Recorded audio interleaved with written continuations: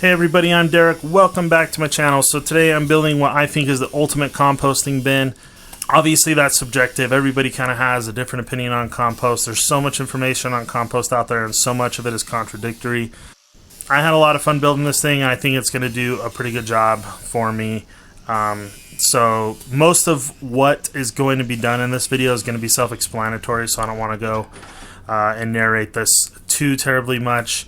But I do want to kind of just throw it out there that my idea here is to basically start everything off in the mixing barrel and let it mix in there for a few days and go out and mix it every day, throw a little bit of water in there and get it really good and turned around, and then I'll eventually, after a week or two, or maybe just after each time I fill up the barrel and the barrel's pretty full, which it's already pretty full as you'll see from the end of this video, from grass clippings and then some potting soil that I put into it just to counteract those grass clippings that are already kind of rotting. Basically I just want to dump everything that is done mixing in the barrel into the larger storage part, and just to let it sit there a little bit longer and compost even more, and then just keep adding everything to the mixing barrel until it's full, and then dumping it again and again and again, and just doing it over and over again. So as far as the welding goes on this, that top piece of the frame of the 250 gallon tote is made out of fairly thin metal. It's shaped for structural stability, but the metal is still kind of thin, so it's a little bit difficult to weld on. It is galvanized, so I did try my best to wire brush it all off first. But I am out in the open, and if I missed anything or if there's a little bit left on there, then I was probably okay, even though the smoke is kind of blowing right in the mask. Here I am, a couple days later, I'm still alive, so I should be okay, and I think for the most part, I think I got most of the galvanization off. So again, these pipes that I'm building this out of were just some scraps that have been laying out around for like 2 years. This is why I really don't like to throw scraps away. It's because I find uses for them eventually. I would not have liked to have to cut up a nice long piece to build this, and I'm not exactly sure that these pipes were even the best choice for building this anyway. But it's just kind of what I had on hand. And oh, I didn't show it in the video. I never took footage of it because when I first started it, it was just kind of a trial. But what I did was I just cut these all to the same length, and then cut a 20, I think I did a 25-degree angle on one end of all of them. And then I just took it over to my 20-ton shop press, and I just smashed them all down to about the same width of the 250-gallon tank, that top rail on the tank.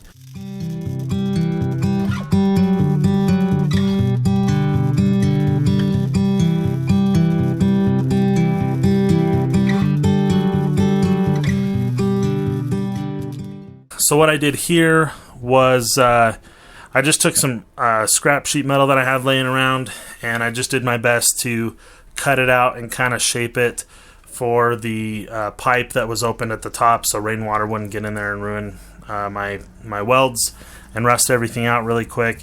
So I tried to seal it off the best I could. I didn't do a great job, but I think it'll be okay for the most part. So this definitely isn't perfect. It's got some there's some things that are imperfect about it, but for the most part, I think I did a pretty good job, and I think that the idea of it is actually really cool, of being able to mix all this up, turn it over, and dump everything into the 250-gallon tote.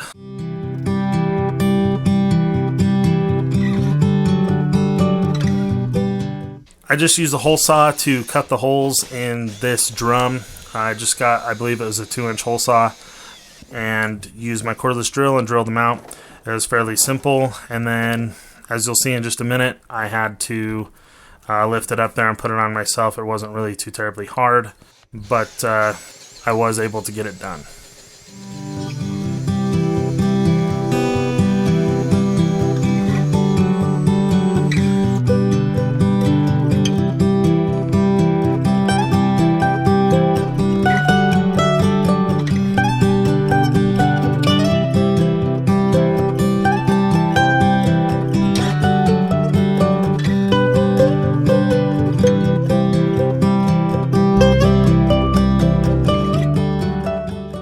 So now I'm just taking another piece of scrap steel that I had laying around, and I'm just going to be cutting a little fold in it so that I can screw the shorter end to the drum itself, and then use this longer end to help pick up the compost and turn it over inside the barrel, so it doesn't just kind of keep sliding to the bottom as I turn it around.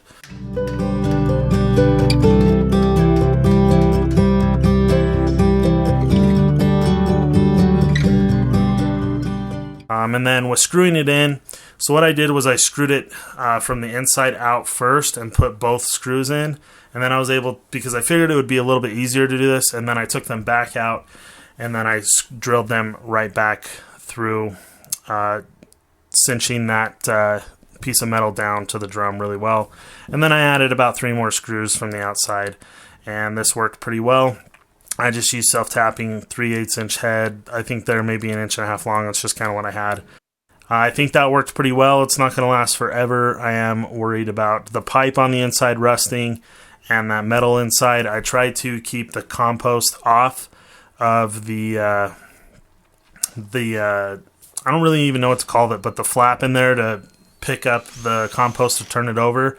I try to make sure it's all off of that so that thing doesn't rust out too terribly quick, because I can't imagine in that environment where it's moist and hot and there's just like always wet material on top of that thing that it'll last very long in terms of rust. So, and then as you can see, I ended up just going and getting some handles that I screwed to the drum. I got 3 handles, and that way, as you'll see in a little bit, when I'm done kind of showing the different parts of the barrel or the build here, then I'm able to just grab each of those handles and turn it over and get a pretty good mix. It mixes everything in really well.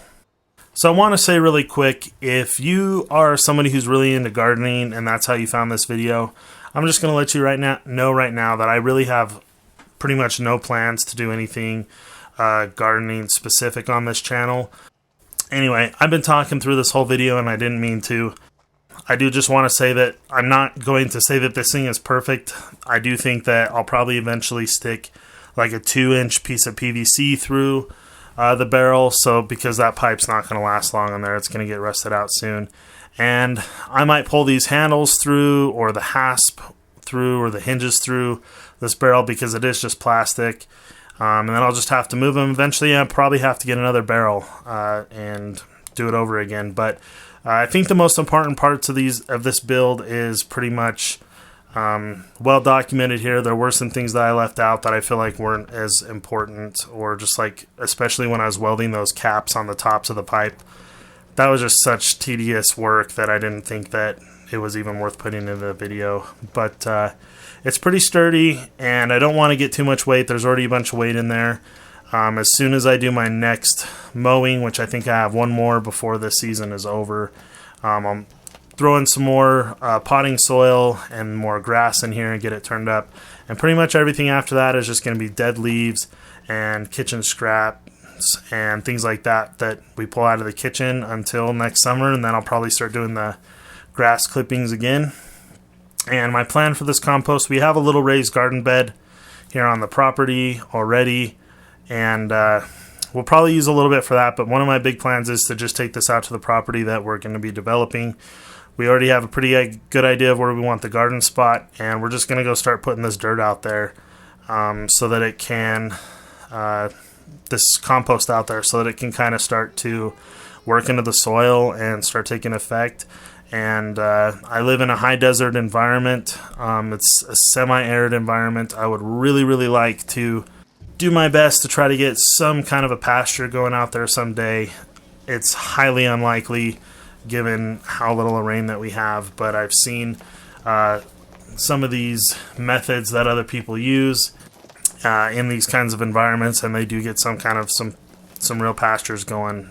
So we'll just have to see. We'll have to see where it goes, but that's kind of my whole plan with this thing, is to reduce, reuse, recycle, not send so much food to the landfill, and try and put some of this this food and green material that we have back into our soil here, even though most of, if not all of our food does not really come from this area. So anyway, guys, thanks for watching.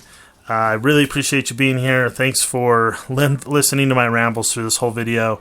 I know I've gone on for quite a while, but I really appreciate you watching. I hope you'll give me a thumbs up, and we'll see you in the next video.